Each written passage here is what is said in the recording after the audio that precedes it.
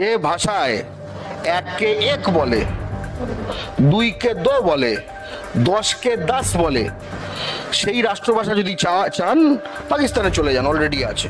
লজ্জার কথা, তুমি পশ্চিমবঙ্গ পুলিশের সাব ইন্সপেক্টর হয়ে যাবে, তোমাকে হিন্দি উর্দুতে পরীক্ষা দিয়ে বেরিয়ে যেতে পারো, তুমি বাংলা পরীক্ষা দিতে দেওয়ার দরকার নেই। বড় বড় লোক যারা ভারতের উপ রাষ্ট্রপতি, যারা ভারতের এক্সটার্নাল অ্যাফেয়ার্স মিনিস্টার, যে সুপ্রিম কোর্টের বিচারপতি, তারা যদি সংবিধান সম্বন্ধে ভারতের রাষ্ট্রভাষা হিন্দি যে নয় সেটাকে জোর করে বলে এবং সর্বক্ষেত্রে এই কথাটাকে লুজলি ছড়িয়ে দেওয়া হয়, ঠিক আছে। আগে কংগ্রেস নেতারা করতো, এখন কংগ্রেসের উত্তর ভারতে তেমন বেল নেই হিন্দিভাষী এলাকায়, তাই জন্য এখন বিজেপি ওই স্পেসটা ক্যাপচার করেছে। তো ওখানকার এই আমি দেখি এখানে পশ্চিমবঙ্গে কলেজ স্ট্রিটের বেশ কিছু প্রকাশক রয়েছে, জিকে কোশ্চেন ভারতের রাষ্ট্রভাষা কি, উত্তর হিন্দি। এবার গল্পটা হচ্ছে যে এবার কিন্তু আমরা এদের কাছে অ্যাকশন নেব। কেন বলো তো? আমরা যেটা ঠিক করেছি দুরকম করতে হবে। একটা হচ্ছে করছি আমরা প্রচারণা, আমাদের ফলে কিন্তু যে আমরা বাইরে যেটা দেখলে এটা কি এটা প্রচার, আমার বাড়িতে যে আসে একটা কিন্তু মাথায় তারা একটা স্ট্রাইক করে, তাই নাকি? আমি তো অন্যরকম শুনেছিলাম, হোয়াট এভার। তারপরে সে দেখবে সংবিধান, তারপরে দেখবে সত্যি হিন্দি ভারতের রাষ্ট্রভাষা নয়।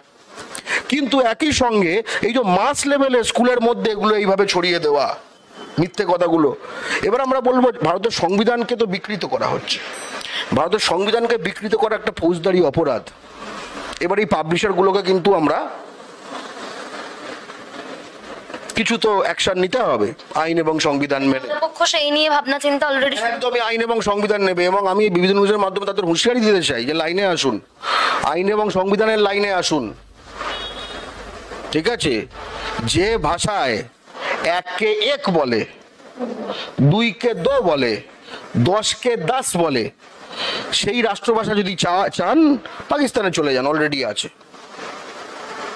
যে ভাষায় এককে এক বলে, দুইকে দো বলে, দশকে, এইটাই যদি রাষ্ট্রভাষা হিসেবে খুব পাকিস্তান আছে, চলে যান। এককে এক বলে, দুইকে দো বলে, দশ, এইটাই। শুনতে শুনতে মাথায় এলো যে বিভিন্ন ক্ষেত্রে মিডিয়ামে যদি পড়াশোনা করা হয়, বাংলা পড়াশোনা করা হয়, পশ্চিমবঙ্গের ছেলেমেয়েরাই তারা কর্মক্ষেত্রে কালে গিয়ে নাকি অনেক রকম প্রবলেমে পড়বে।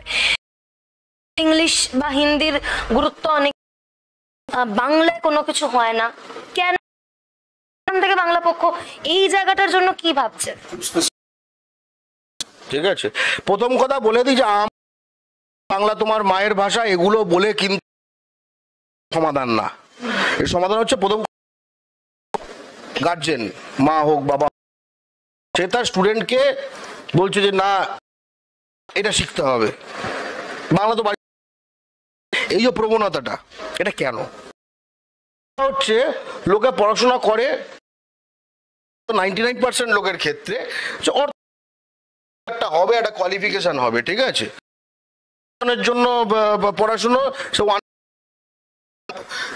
ঠিকঠাক মানে বড় লোক ফ্যামিলির আছে, বাকিরা এটা অ্যাফোর্ড করতে পারে না, খুব স্পষ্ট কথা, এটা বাস্তব। তো এবার তাই যদি হয়, হিন্দিটা কেন চাইছে? কারণ সেন্ট্রাল গভর্নমেন্টের অধিকাংশ পরীক্ষা হিন্দিতে হচ্ছে, বাংলায় হচ্ছে না। পশ্চিমবঙ্গ সরকারের বাংলা বাধ্যতামূলক নয়, তার মানে একটা গাজর ঝুলিয়ে রেখেছে সেন্ট্রাল গভর্নমেন্ট, ঠিক আছে, আর স্টেট গভর্নমেন্ট কোনো গাজরই ঝোলায়নি। মানে বাংলা না জানলেও পশ্চিমবঙ্গ রাজ্য সরকারের চাকরি পাওয়া যায়, এবং হিন্দি জানলে কেন্দ্রীয় সরকারের চাকরিতে সুবিধা পাওয়া যায়। গার্জেন খুব ক্লিয়ার দেখছে বিষয়টা। এবার অন্যান্য রাজ্যে কি হচ্ছে সেখানে আসা যাক, ঠিক আছে, আমরা সেখান থেকে তো শিখবো। আমরা একই সাংবিধানিক এবং আইনের পরিকাঠামোর মধ্যে রয়েছি।